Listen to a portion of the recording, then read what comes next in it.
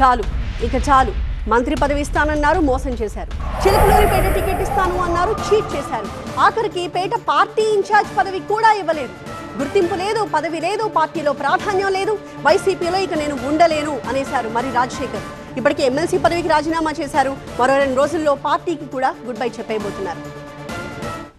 Fan party నుంచి మరో రెక్క రాలిపోబోతోంది. సీనియర్ నేత మర్రి రాజశేఖర్ వైసీపీని వీడుతున్నారు. తనకిచ్చిన ఎమ్మెల్సీ పదవికి రాజీనామా చేశారు. తన రాజీనామాను ఆమోదించాలని మండలి చైర్మన్ ను కోరారు. వైసీపీ ఆవిర్భావం నుంచి వైఎస్ జగన్ వెంట నడిచారు మర్రి రాజశేఖర్. 2004లో చిలకలూరిపేటలో ఇండిపెండెంట్ గా పోటీ చేసి విజయం సాధించారు మర్రి రాజశేఖర్. 2014లో వైసీపీ తరఫున పోటీ చేసి ఓడిపోయారు. ఆ తర్వాత ఉమ్మడి గుంటూరు జిల్లా అధ్యక్షుడిగా పనిచేశారు.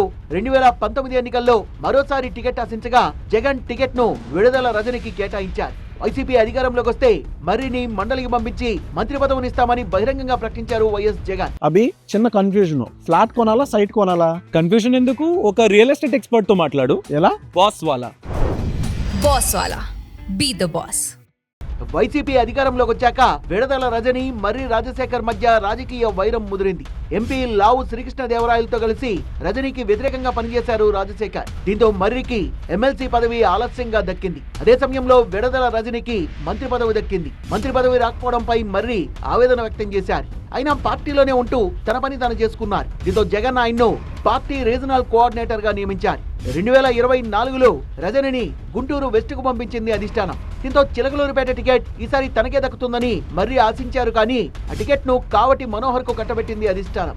2023లో ఎమ్మెల్సీ పదవి ఇవ్వడం వల్లే 2024లో ఎమ్మెల్యే టికెట్ ఇవ్వలేకపోయామని అధిష్టానం సర్ది చెప్పింది.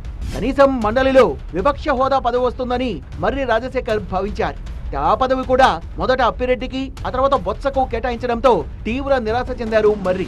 2024 ఎన్నికల సమయంలో ఎంపీ లావు శ్రీకృష్ణదేవరాయలు టీడీపీలో చేరారు. అప్పుడే మర్రి కూడా టీడీపీలో చేరుతారంటూ ప్రచారం జరిగింది. కానీ మనోహర్ ఎన్నికల తర్వాత చిలకలూరిపేటకు దూరం కావడంతో రాజశేఖర్ వైసీపీలోనే ఉండిపోయారు.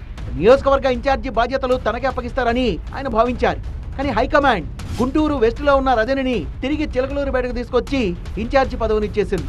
విడుదల రజనికే మళ్లీ ఇన్ఛార్జి బాధ్యతల్ని అప్పగించడాన్ని తీవ్ర అవమానంగా భావించారు మర్రి రాజశేఖర్. పార్టీపై తీవ్ర అసంతృప్తితో ఉన్న మర్రి ఈ ఏడాది జనవరిలోనే శ్రీకృష్ణదేవరాయల ఆధ్వర్యంలో టీడీపీలో చేరుతారంటూ ప్రచారం జరిగింది. కానీ రాజకీయ సమీకరణాలు తనకు అనుకూలంగా మారే వరకు వేచి చూశారు రాజశేఖర్.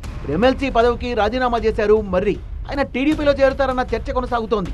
తిరిగి ఎమ్మెల్సీ పదవిని పొందేందుకు టీడీపీ నుంచి హామీ లభించిందన్న ప్రచారం జరుగుతోంది. టీడీపీ ఎంపీ శ్రీకృష్ణదేవరాయలతో మర్రికి మంచి అనుబంధమే ఉన్నప్పటికీ చిలకలూరిపేట ఎమ్మెల్యే ప్రతిపాటి పుల్లారావుతో మాత్రం బద్ధ శత్రుత్వం ఉంది. దీంతో మర్రి భౌతవ్యం ఏంటి అన్నది టాక్ ఆఫ్ ది పేటగా మారింది.